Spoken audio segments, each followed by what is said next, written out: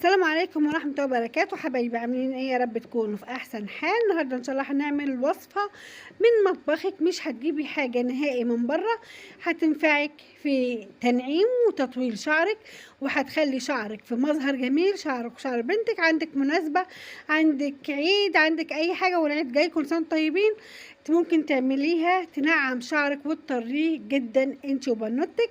نبدا ان شاء الله على بركه الله. بسم الله الرحمن الرحيم. اللهم صل وسلم وبارك على سيدنا محمد وعلى اله وصحبه اجمعين. لو عجبك الفيديو كالعاده يا ريت تعملي لي لايك وشير واشتركي في القناه وفعلي زر الجرس عشان يوصلك مني كل جديد. نبدا على بركه الله. المكون اللي احنا عايزينه هو اقماع الباميه، والصيف جه والباميه موجوده في السوق، وهتعمليها ان شاء الله. بدل ما ترميها، انا قلت لك حاجه بنرموها، لا مش هنرميها، هنستفيد منها وهنعمل منها حاجه جميله جدا لشعرنا. هناخد اقماع الباميه حبه كده اهو زي ما انت شايفه، حبه صغيرين مش كتير، وهنحط عليهم كوبايه ميه وتسيبيهم على النار تغلي شويه كده اهوت لمده 5 دقايق كده مثلا، لغايه لما تلاقي الجل بتاعها طلع بالشكل ده.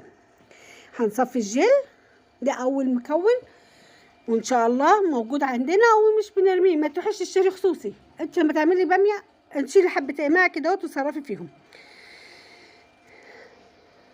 هنبدا بنصفيهم بعد ما هدي شويه كده وهي سخنه، ما تصفيهاش لما تبرد، وهي سخنه كده اهوت تصفيها،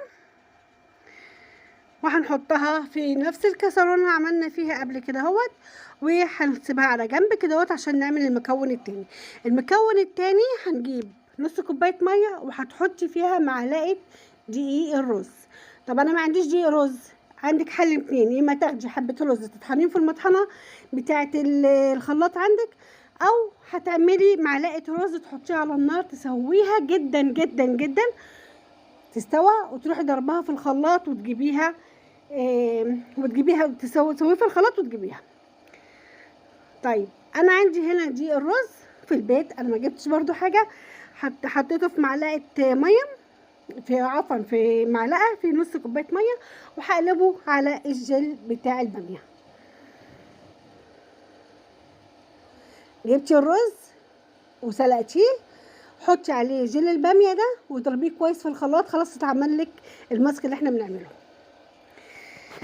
حطيناه على الخلاط لغايه لما بقى بالسمك ده كده اهو، شايفين عامل ازاي. هنفضيه بقى في حاجه، هتفضيه في حاجه كده زي ما قلنا، وهنحط عليه حاجه تانية. طبعا احنا عاملينه للشعر، فهتحطي له اي نوع زيت للشعر، هي معلقه واحده بس. لو شعرك جاف هتحطي له معلقه او معلقتين من زيت، اي نوع زيت انت بتستخدميه، اي زيت انت بتستخدميه كويس في شعرك، زيت زيتون، زيت جوجوبا، زيت اي نوع زيت انت بتستخدميه وحلو على شعرك. انا عندي هنا زيت جوز الهند، حطيت معلقتين صغيرين، وهنقلب الخليط وعشان نحطه على شعرنا. طريقه الاستخدام بقى، طريقه الاستخدام هتقلبي كويس طبعا، وبعدين هتقسمي شعرك كام جزء كده اهوت، وتعملي شعرك كله من الجذور لحد الاطراف بالخلطه دي. طيب هنسيبها قد ايه؟ هنسيبها لمده ساعتين، يعني ساعه ونص ساعتين، اكتر مفيش ضرر منها، بالعكس هيبقى احسن. وبعد كده هتغسليه ازاي؟ هتغسليه بميه بس، عشان كده انا بقولك هتحطيه على شعر نضيف، عشان هتغسليه بميه بس.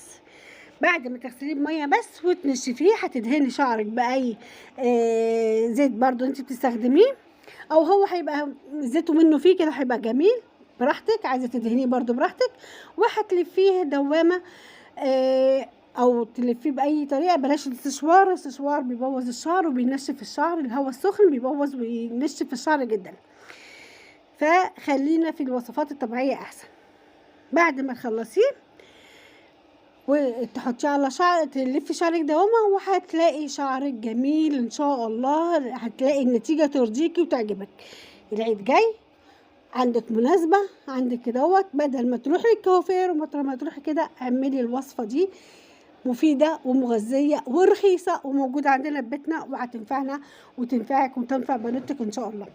كده الفيديو بتاعنا خلص، يا رب يكون عجبك ونال رضاكي واستحسانك. لو عجبك الفيديو ما تنسيش تعملي لايك وشير وشاركي في القناة وفعلي زر الجرس عشان يوصلك مني كل جديد. شكرا على المتابعة، والسلام عليكم ورحمة الله وبركاته.